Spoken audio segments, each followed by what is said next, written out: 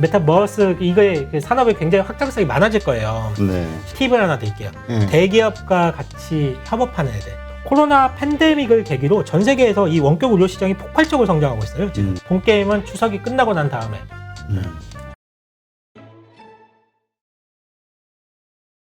지금 메타버스 관련해서도 이제 정부에서 집중 육성을 하겠다 이런 이야기들이 나오면서 흐름이 좀 좋았는데 이미 한번 몇 달 전에 흘렀다가 꺾였잖아요. 네네. 예, 그리고 이제 다시 좀 부각이 되고 있는데 어떻습니까? 이미 지나간 테마는 뭐 한참 지나야 된다 이런 얘기도 있고. 일단 어제 뭐 정부 측에서 뭐 공기업 뭐 이렇게 뭐 회의를 뭐 메타버스에서 하겠다 뭐 이러면서 2조 6천억인가요? 그 뭐 하겠다라고 좀 뭐 투자를 하겠다라고 발표가 뜬금없이 나왔어요. 뜬금포로 좀 나오면서 메타버스와 관련된 종목들이 어제 좀 강한 상승세를 보였고 오늘은 이제 좀 한 박자 쉬어가는 분위기가 나왔는데 개인적으로 메타버스와 관련된 종목들은 이거를 단기 트레이딩으로 보신다라고 하면 굉장히 접근하기 어려우실 거예요. 그러니까 왜냐하면 변동성이 너무 크거든. 네.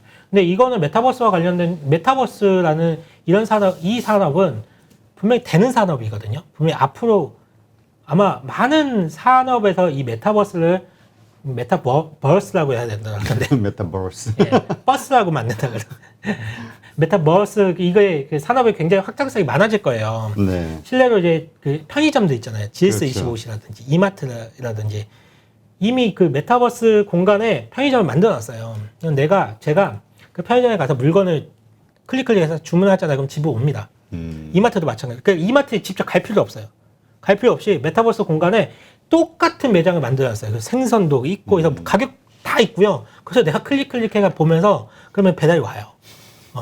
이렇게 좀 산업의 확장, 그러니까 많은 결합이 많이 될 거예요. 뭐 가까운 뭐 최근에 뭐 엔터테인먼트 뭐 비대면 공연 같은 거 많이 그렇죠. 하잖아요. 그 게임 업체 물론 뭐 메타버스 활용하는 게 많이 있고 때문에 정말 많은 분야에 활용이 될 건데 그렇다라고 하면 이거는 분명히 되는 산업인데 장기적으로 봐야 돼요. 굉장히 장기적으로. 지금 당장 뭔가 어떻게 될 것이다. 그리고 뭔가 뉴스가 나왔다. 이걸 따라가야 되겠다. 라는 생각을 가지고 접근하시면 물리기가 쉽습니다. 그렇죠. 그래서 지금은 오히려 뉴스가 나와서 뭔가 들썩거릴 때는 매도를 한다라고 생각을 하시면 됐고 남들이 다 안 보일 때 그때는 좀 차곡차곡 또 한번 모아봐야 되겠다. 라고 생각을 하시면 좋으실 것 같아요. 그래서 세론이 나오는 거 봐요. 뉴스가 나오면 다 파는 거 아니에요? 아, 그런가 봐요. 우리 한 과장님부터 그런 생각을 갖고 있잖아. 아, 그러네요. 뉴스가 나오면 일단 줄이자. 그러네요. 저부터 생각을 다시 하도록 하겠습니다. 다시 한번 바꿔봐요. 네. 뷰를. 자, 어쨌든 메타버스 분명히 미래지향적인 산업인 거는 맞는데 이것도 이제 종목이 잘 선별이 돼야 되겠죠. 왜냐하면 정말 아니 진짜 우리 우스갯소리로 그러잖아요.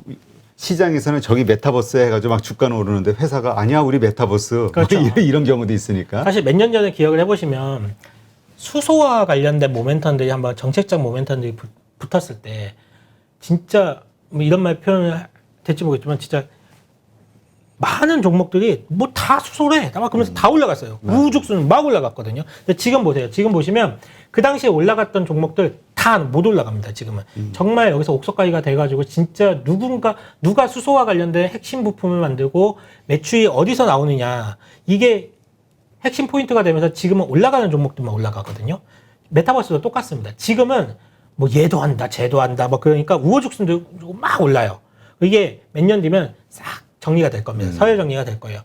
그러면서 아마 그때는 좀 메타버스와 관련된 종목들이 많이 좀 옥석가기가 되지 않을까. 그래서 그러니까 아까도 얘기했듯이 우리가 메타버스는 좀 장기적인 안목을 갖고 장기 투자를 해야 되는데 그 종목이 지금, 안 보이나? 그러니까 내가 지금 괜찮은 종목이라고 생각했는데 나중에 시간이 지나 보니까 오히려 몰락하는 그 팁을 하나 드릴게요. 예. 대기업과 같이 협업하는 애들. 협업하는 애들. 네, 대기업과 같이. 예를 들어서 네이버라든지 이런 회사들이랑 같이 협업하는 회사들 있거든요. 네이버는 제페토가 있으니까. 네. 이런 회사들은 몇 년이 지난다고 하더라도 이 사업, 메타버스 사업에서 굉장히 사업적인 영향이 많이 커져 있을 가능성이 높습니다. 그러니까 혼자서 하겠다는 애들 말고요. 혼자서 하겠다는 연합이 딱 돼 있는. 네. 뭐 하이브도 사실 그런 면에서는 좋은 기업이잖아요. 네, 맞습니다. 이런 것들과 손을 잡고 그런 기업들이 어디예요? 맨입을 말씀 못해요. 아니 해봐요 일단. 추석 앞인데. 자이언트 스텝이라는 회사도 있을 수 있고. 근데 엄청 많이 올랐잖아요. 네. 자이언트 스텝은. 자이언트 스텝이라는 회사도 그러니까 많이 오른 종목도 있잖아요. 네. 이런 애들이 결국은 더 가요. 나중에 하긴 지나가면. 대장이 더 대장만 간다. 예. 얘가 만약에 자이언트 스텝이라는 종목 뭐 이런 종목들이 꺾여서 못 갔다. 그럼 다른 종목들이 어떻게 돼 있을까요? 더 하겠죠. 예, 맞아요. 그렇기 때문에 대장주 찾아서 하시는 게 그래서 가장 편합니다. 예. 네, 알겠습니다. 앞으로 또 새로운 회사들이 그런 플랫폼 기업들과 뭔가 나올 수 있죠. 저 협력을 한다, 뭐 공동 사업을 한다 이런 뉴스가 나오면 또 거기도 한번 우리가 관심 있게. 그렇죠. 그러면 이제 그 스터디하면 기업들 또 잘 보시면 좋으실 것 같아요. 알겠습니다.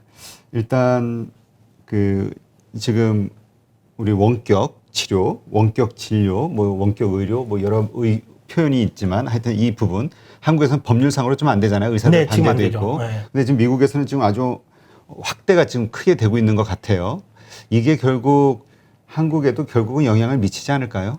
이게 원격 의료 이 부분이 사실 우리만 뒤처진 거거든요. 그렇죠. 중국도 지금 이미 활발하게 하고 네. 있고. 미국, 일본, 유럽, 중국 지금 대부분 국가들이 원격 의료를 다 허용을 했고 정말 이 분야의 산업을 정말 많이 육성을 좀 하고 있습니다. 근데 모르겠어요. 이렇게 말씀하시는 분들 계실지 모르겠지만 뭐 미국은 워낙 땅덩어리도 크고 그렇죠. 그리고 이제 의료 서비스 접근이 어려우니까 이 원격 의료가 필요하다. 근데 뭐 중국도 마찬가지. 땅덩이 워낙 크니까. 근데 한국은 동네마다 병원이 몇 개씩 집 있는데 나가면 그냥 상가마다 쌓여 있으니까. 그러니까요. 그게 원격 의료가 뭔 필요가 있냐. 집 나가면 바로 이제 병원 있는데 이렇게 말씀하시는 분들이 있는데 근데 일본이 사실 원격 의료를 작년에 이제 허용을 했거든요. 네. 허용을 하면서 하다 보니까 이게 너무 좋은 거예요. 일본 측에서는. 이게 굉장히 좀 장점이 많은 거죠. 그래서 이걸 확대해서 지금 계속적으로 좀 하고 있습니다. 일본 같은 경우에는. 어떻게 보면 일본이 우리나라랑 좀 비슷한 상황이라고 좀 할 수가 있는데 일본이 이렇게 좀 취약계층에 굉장히 효과가 크다라는 부분들을 좀 확인을 시켜주면서 일본 측에서도 원격 의료와 관련돼서는 계속적으로 좀 강조를 하고 있거든요. 그래서 이런 부분은 우리도 한번 생각을 해볼 필요가 있다라고 생각을 하고 있고 사실 원격 의료는 더 이상 미룰 수 없다라고 저는 일단은 생각을 하는데 이걸 더 이상 미루면 안 된다. 당장 우리나라에서도 시행을 해야 된다라고 생각을 하고 있는데 이게 반대하시는 분들이 좀 있어요. 많이 있어요. 많이 물론 그분들의 생각도 맞는 부분들이 있습니다. 동의하는 부분들이 있는데 그분들의 주장하는 거는 이거는 거죠. 이게 원격 의료가 허용이 되면 일부 대학병원으로 몰릴 것이다. 환자들이. 유명 의사들한테 몰리게 되기 때문에 그렇지. 동네 병원들이 다 죽는다라고 주장을 하시거든요. 그렇게 된다라고 하면 그 의료계에 종사하시는 분들의 일자리가 굉장히 줄어들게 될 것이다라고 이제 주장을 하시는 건데요. 뭐 저는 뭐 그 부분도 맞다라고 생각을 하는데 근데 굳이 이렇게 득실을 따지자라고 하면 국민의 편익이 좀 더 원격 의료를 허용을 하면서 국민의 편익이 일부 이익 집단의 이익보다는 좀 훨씬 더 클 거라고 좀 생각을 좀 하고 있습니다. 그래서 사실 이걸 원격 의료는 좀 허용을 하는 게 장기적으로 좀 좋지 않을까라고 좀 생각을 하고 있고 코로나 팬데믹을 계기로 전 세계에서 이 원격 의료 시장이 폭발적으로 성장하고 있어요. 지금 정말 많이 성장을 하고 있어요.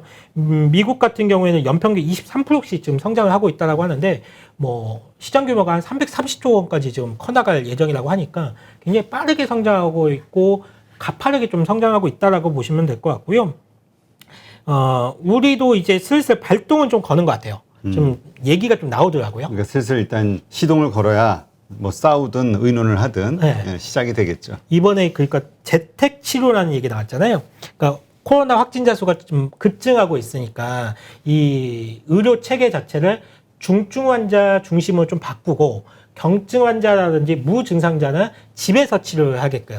그러니까 재택 치료 이게 낫다. 왜냐하면 모든 환자를 다 병원에 입원시키면 병상이 부족하게 그렇죠. 되니까. 진짜 급한 사람들, 필요한 사람들이 그렇죠. 못 쓰니까. 정말 응급한 사람들이 치료를 못 받는 경우가 있으니까 이거 지금처럼 하는 것보다는 중증 환자 중심으로 좀 관리를 바꾸자. 그리고 웬만해서는 재택 치료를 하자. 이렇게 얘기를 좀 나오고 있는데 이 재택 치료라는 게 어떻게 보면 원격 의료로 가는 첫발일 수가 있거든요. 첫발일 수가 있고 그리고 이제 정치권에서도 이 얘기가 지금 나오고 있습니다. 정치권에서도 이 야당의 그 대선 후보 중에 한 분이 본인의 공약으로 내걸었어요. 원격 진료를 이거 전면적으로 허용을 하겠다. 내가 대통령이 되면 원격 진료 바로 허용을 한다. 당선권에 있는 분이에요? 야당의 후보 중에 한 분입니다. 그러니까 붉은 홍자 네, 알겠습니다. 그분께서 네. 후보 중에 한 분 했는데 근데 사실 이 원격 의료라는 게 이번 코로나 팬데믹을 경험을 하면서 여든 야든 좀 허용할 것 같다는 좀 긍정적인 분위기가 좀 그렇죠. 흘러가고 있어요. 네. 일단 이게 시대적 흐름이고, 그러니까 계속 우리 뭐 그러니까 혁신이냐 아니면은 구산업 보호냐 뭐 여러 가지 이슈가 충돌하지만 결국은 흐름을 막을 수는 없는 거잖아요. 맞아요. 이게 종합병원 한번 가보시는 분들 아시겠지만 예약 잡기가 얼마나 힘드니까. 맞아요. 예약 잡고 났는데 거기 가서 또 한두 시간 또 기다려야 돼요. 그리고 정말로 위급하고 정말로 좀 중한 분들, 그런 분들이 좀 가면 괜찮은데 좀 가벼운 거 가지고도 가는 경우도 맞아요. 많이 있거든요. 네. 그래서 그런 것들을 조금 많은 뭐 장점을 좀 가지고 있는 것 같아요. 원격 의료 같은 경우에서 빠른 시간 안에 이게 좀 허용이 되었으면 좀 좋겠습니다. 네. 하여튼 이런 것들 때문에 조금 우리 바이오 헬스케어라고 하나요? 그 있잖아요. 그 떠오르는 그 섹터들, 그러니까 기업들 있을까요, 지금? 아직은 좀 한국에는 없을 것 같긴 한데. 있어요. 이 원격 의료와 관련된 사업을 진행하는 회사들이 있습니다. 아, 그래요? 위법인데 현재 어쨌든 실행은 하고 있어요. 네, 있어요. 이 소프트웨어도 개발하는 회사들이 있고, 그리고 이 소프트웨어를 실제적으로 병원에 지금 이렇게 그 제공하는 회사들이 있습니다. 근데 매출 규모가 작죠. 왜냐하면 이게 법적으로 전면적으로 허용된 게 아니기 때문에. 그래서 예를 들자면 뭐 시장에서 언급되는 종목으로는 유비케어, 유비케어. 그리고 인성정보, 그리고 비트컴퓨터 이들 업체들이 원격 의료와 관련돼서 좀 사업을 진행하는 회사들인데요. 사실 이게 원격 의료라는 게 이게 제도만 허락이 된다라고 하면 시장은 바로 열립니다. 이게 준비하고 자시고 없이 바로 열립니다. 이거는 그렇죠. 그렇기 때문에 제도만 허용이 된다라고 하면 이들 업체들의 매출 성장은 눈에 그냥 보여요. 올라갈 거라는 게 눈에 보이거든요. 그리고 특히 비트컴퓨터 같은 경우가 이쪽 분야에 20년 동안 연구를 했습니다. 이쪽 한 울물만 판 회사예요. 그래서 저는 비트컴퓨터를 상당히 원격 의료가 허용이 된다라고 했을 때 긍정적인 부분들이 많이 작용을 할 거라고 보고 있습니다. 네, 알겠습니다. 자, 그럼 이제 내일 추석을 앞두고 마지막 전날이죠. 마지막 하루 어떻게 보내야 될까? 내일 일단 현대중공업 상장이 되죠. 네. 상장하면은 많은 분들이 이번에는 정말 괜찮은 기업이다 해가지고 추격 매수할까 지금 고민하던데. 추격 매수. 따상 나오면 글쎄요, 요새 따상을 너무 쉽게 얘기해가지고 기업 엄청난 건데. 아마 제가 공모가 기준으로 현대중공업이 한 5조 2천억인가? 5조 넘어가는 걸로 알고 있어요. 네. 뭐 W로 시작한다라고 하면 10조잖아요. 이 가격에서는 따라가기에는 좀 무리가 있을 것 같고요. 사실 현대중공업을 노리기보다는 현대중공업을 사시고 싶은 분들은 다른 조선주도 있잖아요. 그쪽을 한번 눈을 돌려보시는 게 어떠실까라고 생각을 좀 하고 있고, 마찬가지로 대여급입니다. 대여급이면 이렇게 대여급이 상장을 할 때 패시브 자금들이 담아려는 자금들이 있죠. 그러면 그렇죠. 뭔가를 팔고 담아야 되죠.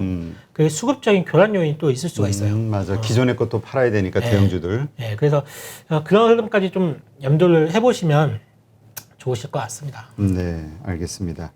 자, 일단 아까도 말씀하셨듯이 추석 그리고 추석 끝나고 나서도 좀 계속 방관하면서 좀 지켜보자.